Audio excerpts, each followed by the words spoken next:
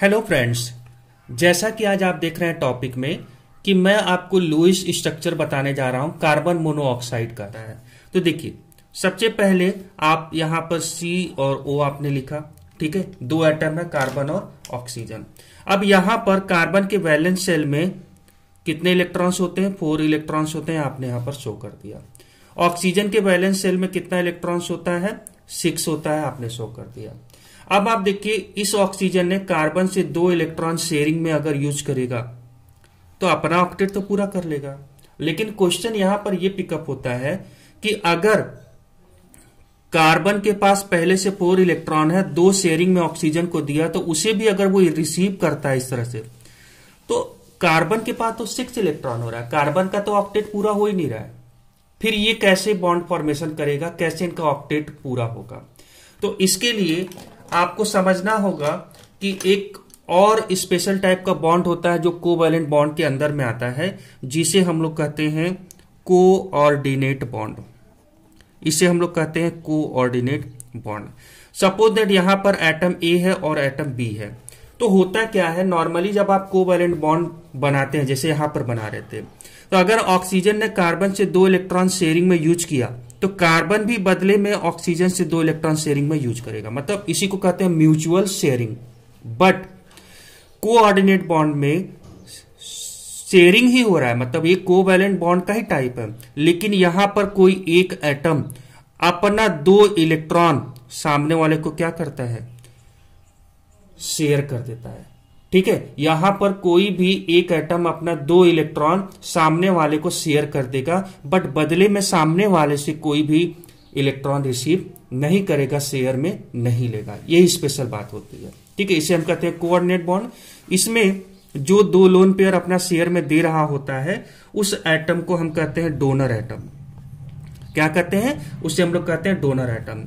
और जो ये 2 इलेक्ट्रॉन को रिसीव कर रहा होता है, उसे हम लोग कहते हैं एक्सेप्टर एटम। ठीक है, और एरो देकर के हम दिखाते हैं कि ये रिसीव कर रहा है और ये क्या कर रहा है?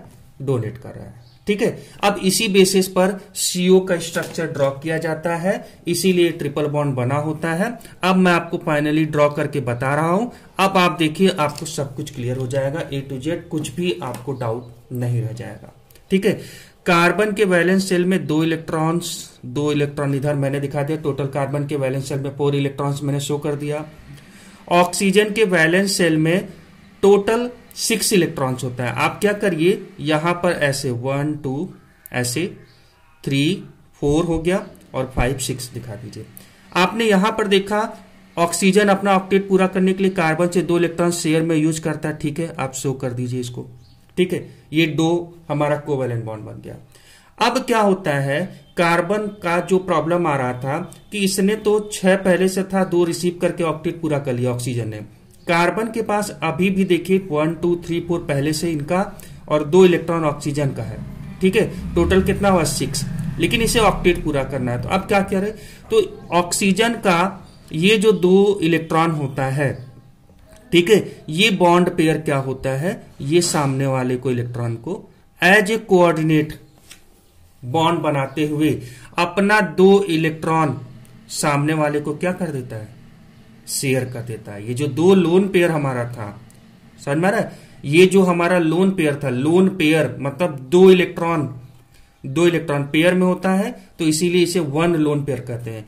तो ऑक्सीजन ने अपना 1 लोन पेयर सामने वाले को, कार्बन को, एज ए कोऑर्डिनेट बॉन्ड बनाते हुए शेयर कर दिया। ठीक है, अब देखिए, कार्बन के पास पहले से 1 2 3 4 था पहले से, ऑक्सीजन का 2 शेयर में यूज किया, 6 हुआ, और ये 2 जो इलेक्ट्रॉन इन्हें एज ए कोऑर्डिनेट बॉन्ड के फॉर्मेशन में मिला ऑक्सीजन से, तो टोटल कितना हो गया? ऑक्टेट इसका पूरा हो गया। तो इस तरह से एक्चुअल स्ट्रक्चर अगर आप देखेंगे लुईस स्ट्रक्चर CO का, तो यहां पर कार्बन और ऑक्सीजन के बीच में ये जो है 2 कोवैलेंट बॉन्ड होता है, और ये भी कोवैलेंट बॉन्ड है, लेकिन एक्चुअली ये कोवैलेंट में कौन सा है?